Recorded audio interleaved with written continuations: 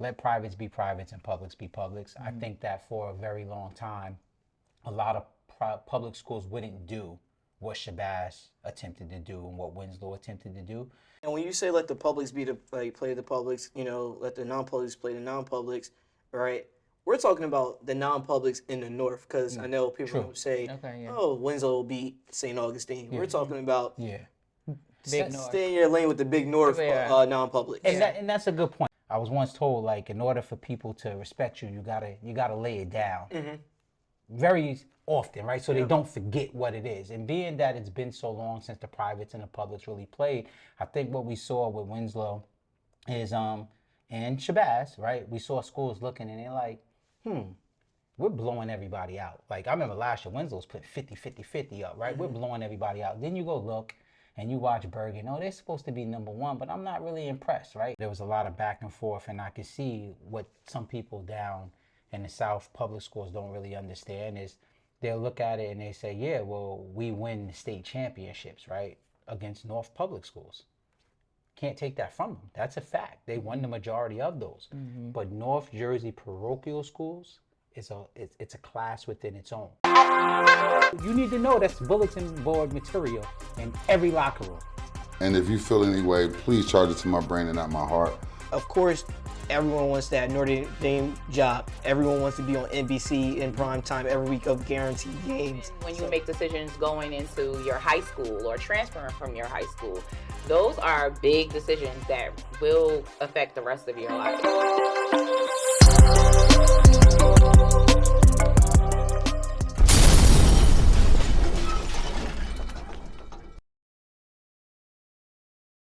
This episode of Keep It a Buck is brought to you by Ignite Performance Lab, located on 4 West in Paramus, New Jersey. All right, welcome back, people. After a week off, sorry for the delay. You know, some unfortunate things happened that was outside of my control, but we back. You know, we're going to touch on a little bit of, what went down last week. I know there was some big games that people wanted to hear commentary on, and we're going to get into this week's slate of games and what we got coming up next week.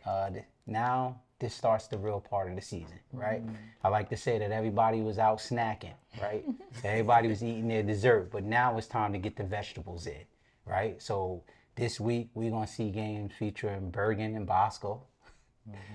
Undefeated Bergen and Bosco. Undefeated Joe's and St. Peter's Prep. There's another tough one too, right? This week.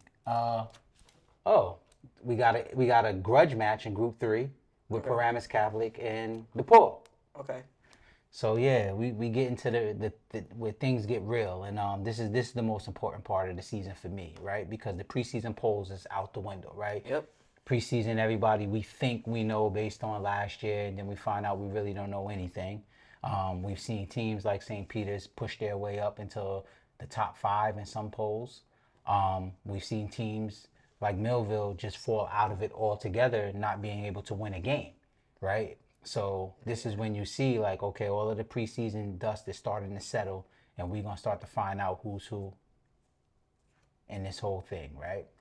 So, Trista, what we got going on?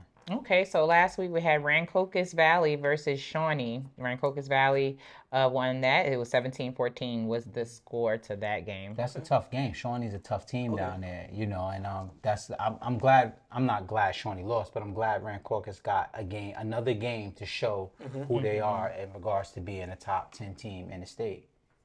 Someone in the comments mentioned that Washington Township would be they're going to play Rancocas Valley, and that's going to be a great game. And Washington Township just beat Millville, right? If I'm not mistaken. They just beat Millville. They just beat Millville, and in a lot of polls, they're top 15 in the state of New Jersey. Okay, so we on the lookout for Washington Township. Yeah, so it's looking like we did good by taking Millville out of the top 10 and adding Rancocas Valley. Yeah, I mean, be real with you, we've done a pretty solid job at our rankings. Like, we were laughed at for not having Tom's River, right? That was one of the things. Well, there's another team that, we were never big on Del Barton in this poll either. And a lot of people had Del Barton up there in front of St. Peter's in some instances. And I think that's an attribute to us being boots on the ground, right? Because we don't have to depend on last year to formulate an idea of what's going to happen this year. Like we're very well of, transfer movement. We're very well of not only of the transfer movement, but who those transfers really are, right? Because some kids get, praised and they really aren't what they're said to be. And then other kids are undervalued. And we're like, whoa, that kid is going to move the needle for that team. So all of that goes into making our polls. And I think it's starting to show. Yeah, and we did good with our bubble teams too. So we'll get into that too, where some people will be moving up. So yeah, we clicking on all cylinders. All right, go us. And if you have a problem with where we are right now, leave a message in the comments and let us know. All right, so moving on to number 9 right now, Ramapo versus Old Tappan. And the score for that game was 24, and Old Tappan got the win at 28. No, definitely, for sure. I mean, hard-fought game that came to last second. Literally, that's crazy. I believe they were on maybe like 5-6 yard line. Grosser was, dropped back, looking to find a receiver, couldn't find anyone. Corner forcing him back inside, had some help from the inside, got hit on the 2 yard line. Final score going in 28-24. But that was a really, really good game. I know Varsity Aces covered that as their game. I think that was probably the most competitive game this weekend in North Jersey, without a doubt. And Old Tappan was one of our teams that were on the bubble, where we had them actually. There was a number 11. We had Old Tappan sitting at 11, and now they're gonna work their way now into the top 10. But Zachary Maselli, 18 for 27, 265 yards, 13 carries, 74 yards rushing, and 4 TDs in the air. So. And that matters, right? Because we always talk about the magnitude of the game, right? Quality of opponent, right? So absolutely. We had, a tough Ramapo team featuring one of the better quarterbacks in North Jersey, if not all of North Jersey. And they were rolling. Jersey, right? Yeah, and they were rolling. And then you have a tough Old Tappan team, and the score shows you exactly what they were in. And to put up numbers like that, that always gets my attention. Just we'll talk before the cameras come on, and we'll talk scores, and I'll say, well, Just, let's look at the box score. Like, let's put it into real context, right? Yep. It's not always what it seems, right? A lot of people put these numbers up, and it's just like, it really wasn't what it seems. That's what it seems like. No, definitely. The game was packed. Environment looked crazy from what I seen, But shout out to Old Tappan. They're going to be moving into the top 10. Oh, shout out to Old Tappan. Welcome to the top 10. So for number 8, Glassboro won against Salem 42-0. Glassboro handles business, stays put, shows why they're a top 10 team. I love it, Keep doing what you're doing. Moving right along to Winslow. So we didn't get a chance to talk about Winslow last week, but Winslow played St. Augustine this week, and they won 19-6. Well, it wasn't too much to talk about last week. Damn sure it wasn't last week. So we're gonna keep it short and sweet. Hey, lucky for them, I was in the hospital. But even with the Bergen loss, I watched the game and I said, Winslow is still a strong program. They're probably going to win out. But what we just saw is like, let privates be privates and publics be publics. I think that for a very long time, a lot of public schools wouldn't do what Shabazz attempted to do and what Winslow attempted to do. And we haven't seen that probably since you were in high school, where people actually tried that, right? And there was a reason why those games didn't happen anymore.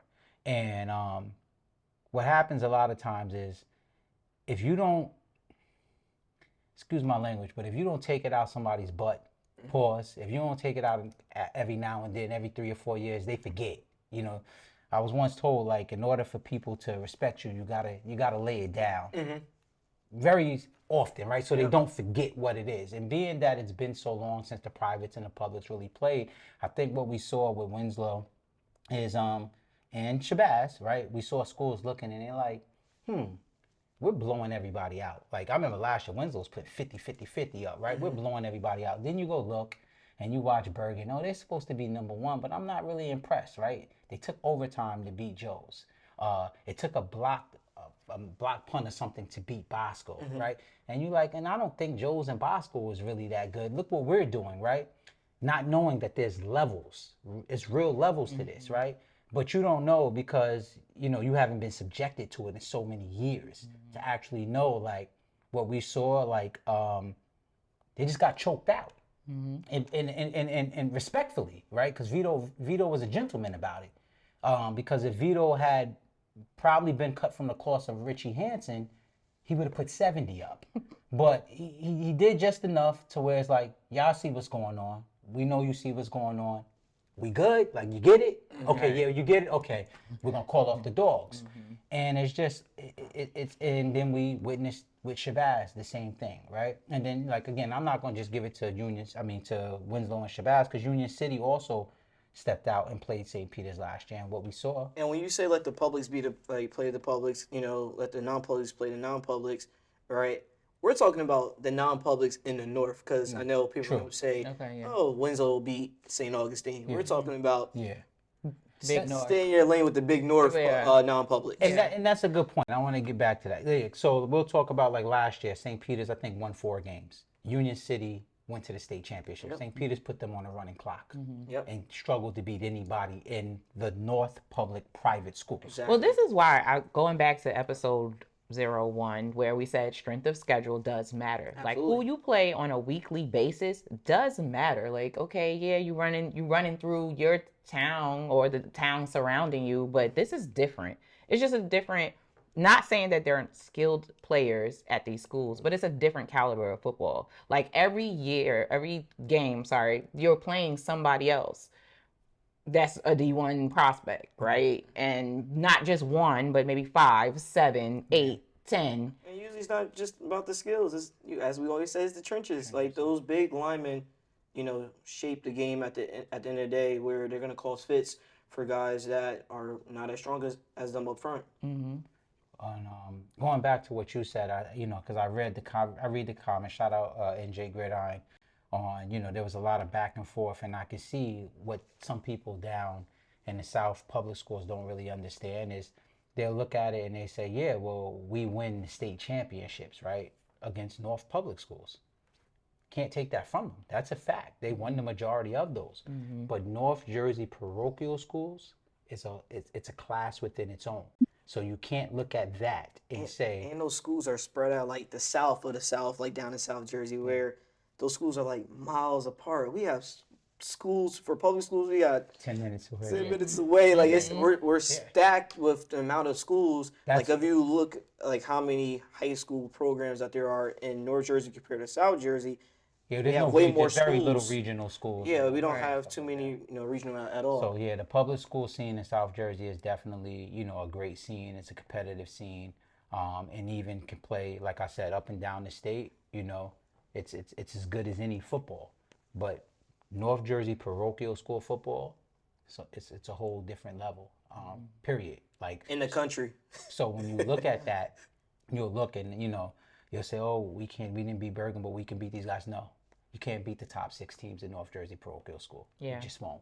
And it's a lot of things that go into that. However, very good program, very good athletes, most likely going to have a great season. Respect to what they attempted to accomplish. Like, I call Nas after the Shabazz loss, because, Big Body is a winner. Say what we want to say about him, he is a winner. And when you're a winner, it hurts when you lose. And it's like an inner family beef, so it's a lot of, I told you, and I wasn't gonna be that guy. I called him and I said, yo, Nas, you have nothing to hold your head about. You attempted what many others before you have attempted to do, and they all got the same result, right? I know you like to think that you had a shot and you can win, and you probably could have, and you might have had a shot, but it's not like something happened to you that didn't happen to 100% of the people that came before you. Shout out for you trying to be the first one to break the mold. Keep at it. It's nothing like you guys should go on and get right to next week.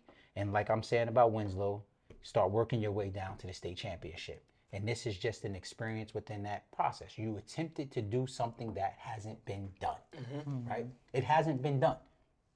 And, you got what everybody else got. And like I said, we've seen other teams go on to win state championships after losing to teams that couldn't win within their league.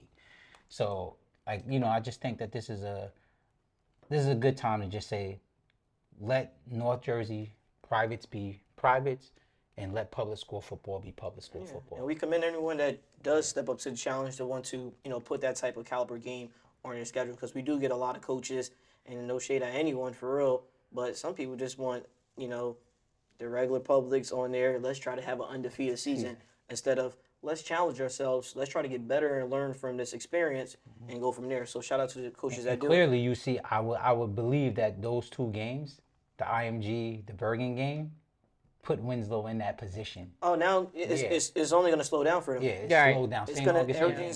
Everything's gonna slow down. Whether it's your QB, that pass rush, you're not gonna see a faster pass rush all year. And no knock to anyone else that's on their schedule, but that's the truth. Yeah. So same for Shabazz, right? Like, so and even better for them. Yeah, you playing. I playing your big brother. You play. We talked. I said this last year too. Like, you fight your big brother all the time. You fight the big homies outside, and then when you go to your age range, that's like light work. It happened to Union City where after they lost their first game of the season, and they literally went all the way. Won the rest of their games as far as leading to the state championship game. Unfortunately, they didn't win that one, but it only set them up and their team up for success throughout the year. And like I was saying to Nas, even bigger, right? Union City is a Group 5 public school. Winslow is Group 3. Winslow is Group 3? Yeah, I believe Group 3. Shabazz is a Group 2 public school. Okay. Right? So, like, you really, really attempted to do something that, like, the Group 5 schools can't do it, right? We're talking about with a huge enrollment. You took a Group 2 school to that, and like I should hat off to you for it. Absolutely. They did that, and they did the Group 5 game with West Orange. Even though they came out, they won that game, but like we talked about, as far as once it get colder throughout the season, they're only setting their team up for success. And points, man, whoa. Yes, the power points and yes, you do get a lot of power points when you do decide to play, the bigger schools, or even teams, in the Big North as far as the non-publics. Nice. All right, so moving right along to number 5, St. Peter's versus Del Barton. St. Peter's got the win, 42-7. Yeah, St. Peter's is rolling as far as, a lot of people said they had an easier beginning of the schedule.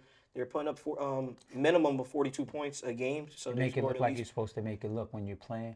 If you're playing people that aren't supposed to be that good, make them look like they aren't that good. Yeah, and you're talking about a St. Peter's team that lost to a Del Barton that I believe got outscored by like 38 points in the second half at Caven Point last season. I think they were up at halftime, and then Del Barton took off on them. So, Del Barton going into this game, it was their homecoming, right? They're 1-2. They just got their first, win from Monsignor Farrell the week before, so they finally got a win column. The game was packed. The atmosphere, it looked really, really good. St. Peter's fan base also came out, so the camera was pointing to the St. Peter's side, and St. Peter's, they actually, packed it out. But at the end of the day, football, you got to play football, and St. Peter's was rolling from, I can't say from the get-go because it was competitive. I believe it might have been 0-0 at the end of the first. And, some big home run plays helped, St. Peter's. And, Tyler Bell's stats didn't look crazy where he was, he only had, I believe, 6 for 10, 156 yards, 2 touchdowns. But then you talk about Hunter had 2 receiving touchdowns on 136 yards. So he had a 73.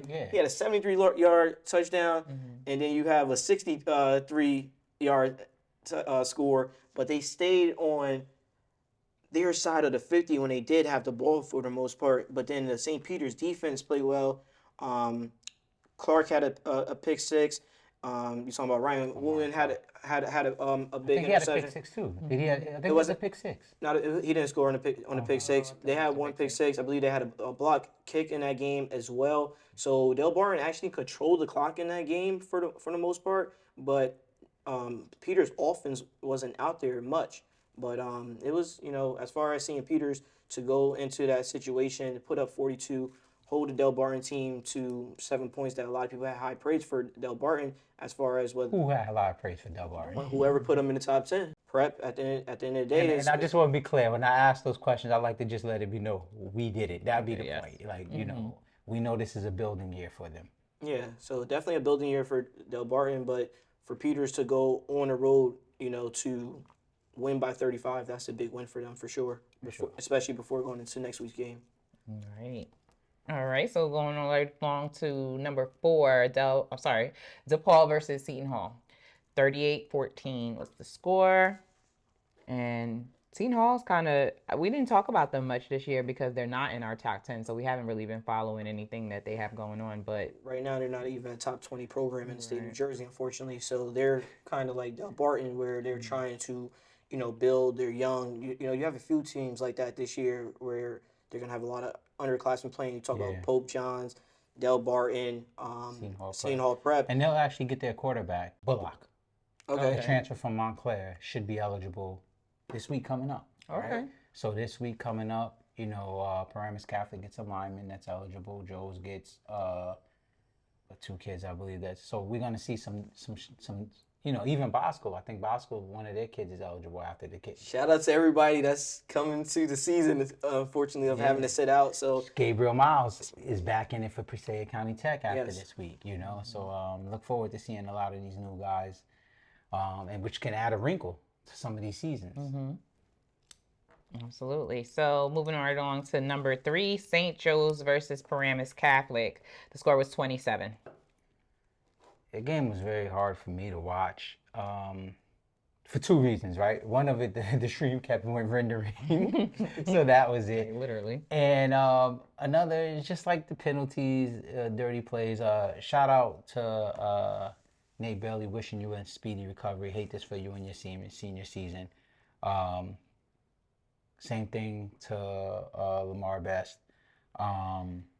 But it was a hard hitting football game that, 2 steps back, 3 steps forward. You know how those type of games go. It just wasn't really fun to watch.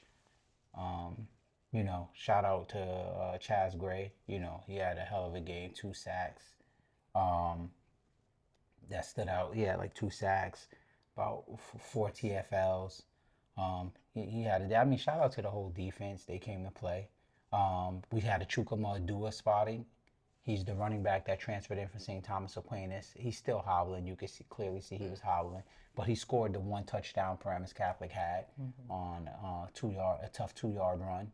I'm really excited to see him get better as the year goes on. I think that him and Achilles DuPont will, present problems to a lot of different defenses. I think Marco's growing up as a quarterback.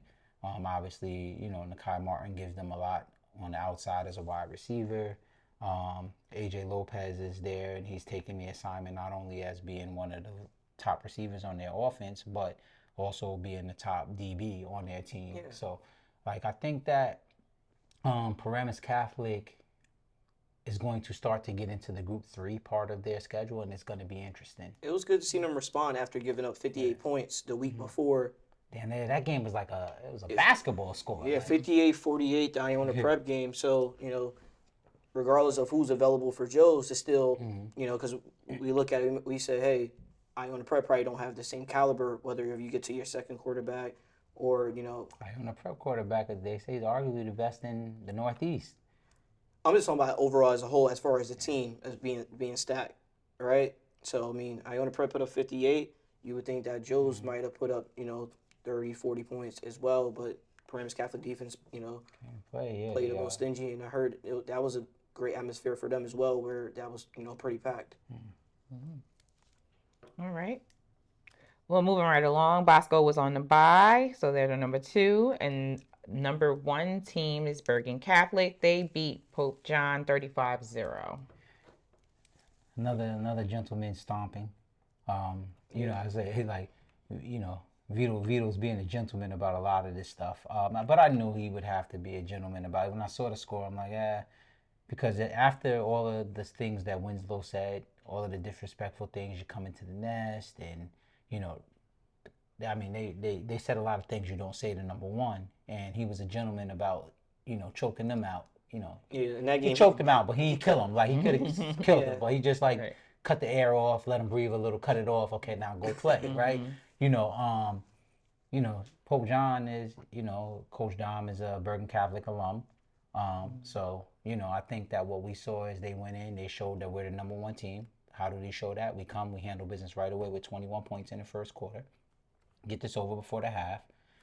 Put the the 1s and the 2s on rest. Let some of our younger guys get that experience. Get ready for and Bosco. Get ready for Bosco. Right. Yep. Yeah, they did it with class. Shout out to you, Coach Vito. And Bergen Catholic for stay in the number 1 this week. Yeah, and they're the only team that's in national polls in every top 25. So they're definitely our number 1 without a doubt. But shout out to them for being top 25, and I believe at one poll as well they're top 10 in the poll. So they're continuing to climb. Nice. So we have a couple of teams that's in our top 10 that are still undefeated, but that will change coming up this week, right? Let the games play itself out, and you'll work your way into that top 10. And maybe next week, maybe next week, we'll go into that top 20. So I think everyone wants to see where everyone is at exactly. So we might have to do that solid by giving you that top 20. Right. So I just wanted to. Somebody in the comments said they would love to see DePaul versus Winslow. No. At this point, no, not anymore.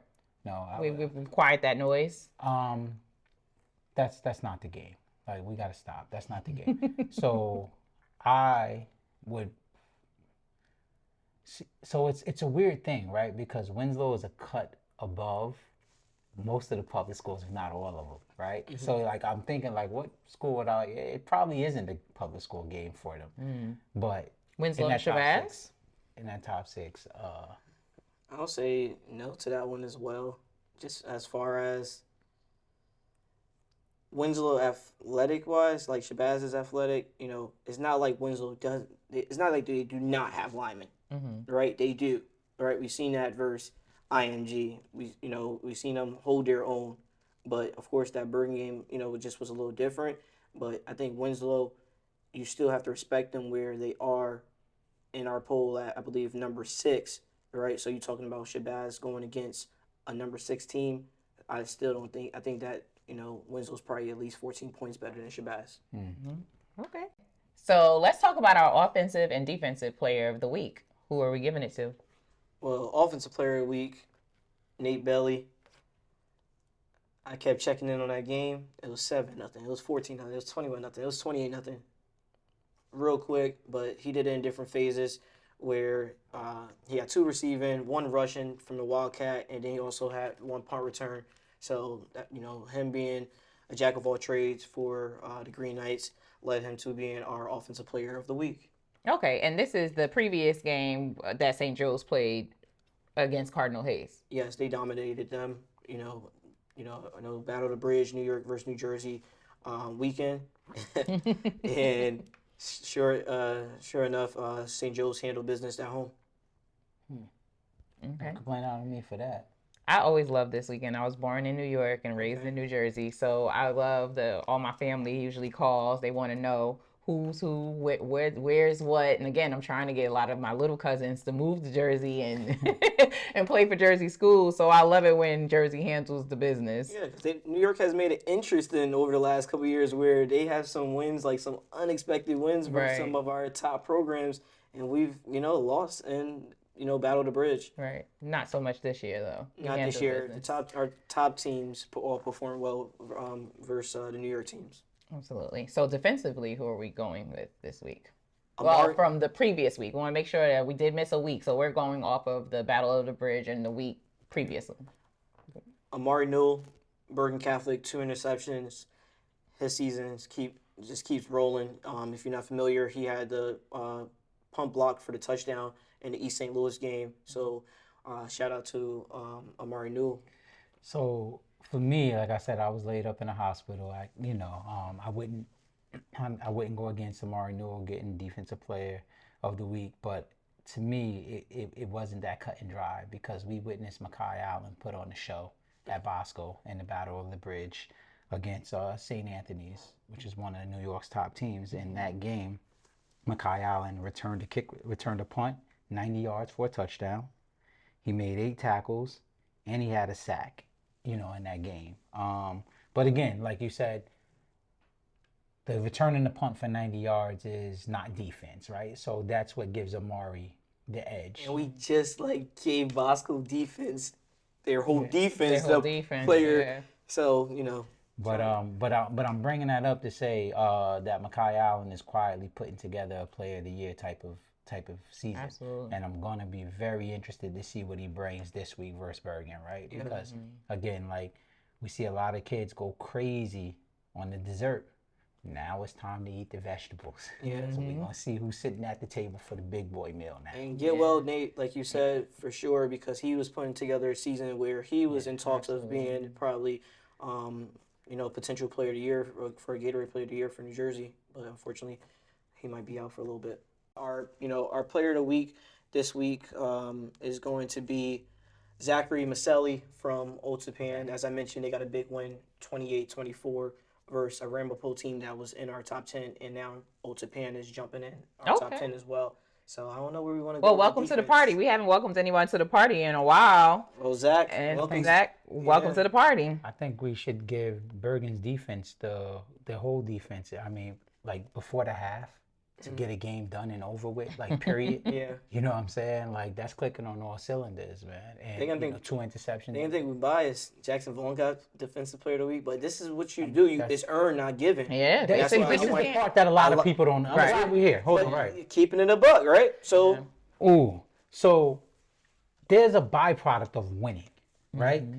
When you win individually, people look good, right?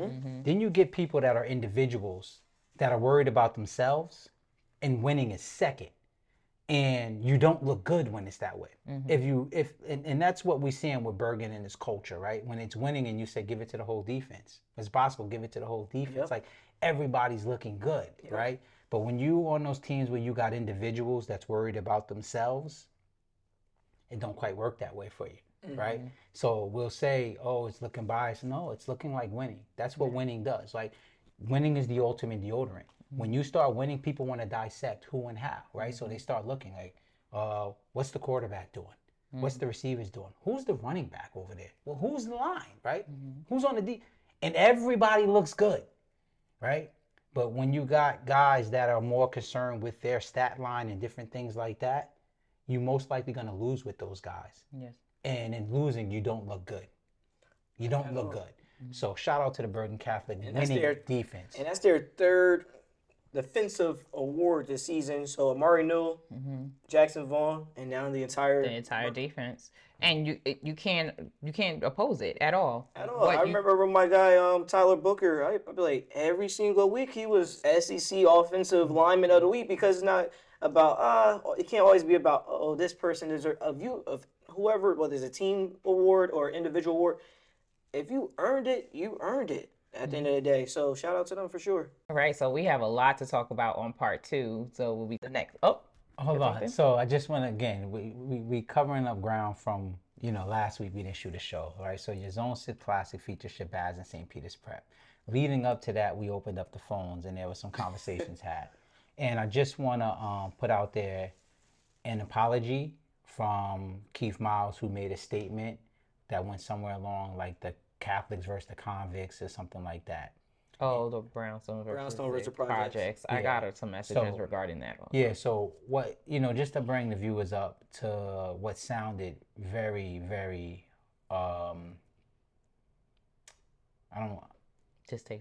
distasteful, right? That's not exactly what he meant. He got caught up on the phone freestyling because of the conversations that they have in their own chat group, which involves Coach Nas, the head coach of Shabazz, and a bunch of St. Peter's faithful. And Catholics versus convicts was kind of like brownstones and all. He was trying to ride the Notre Dame Miami theme in selling the game. Right? You remember when Notre Dame and Miami played back 25 years And that's an ESPN 30 for 30 for anyone. That's the actual title, where it's Catholics versus convicts. Yeah. And that's what he tried to do. But by no means did he mean that as a slight towards the community of Newark or the kids of Shabazz, because he's very much a part of that community. It was just, he was trying to throw a punch to incite a feeling in Coach Nas, as Coach Nas had thrown punches off the air to incite feelings in them, and it came off wrong. So he definitely he actually wanted to call it on the show and clear that up, but we don't need that to happen. And it's all love in that group. It's all love in that group chat, and they're good. Their family, that's their Brick City Lions family, where all their kids grew up playing together. So at the end of the day, it was just a friendly rivalry, leading into that weekend. You know, it is a lot that most people don't understand, right? They had the belt menu, right? That was for the tailgate, which they actually was inviting Shabazz family members to, right? You know, quite fitting, right? A belt tailgate, right? So it's just a weird family relationship that if you ain't a part of it, you wouldn't understand. Right. That's it. Yeah, absolutely. All right. So again, this is another episode for part 1 of this week's Keep It a Buck.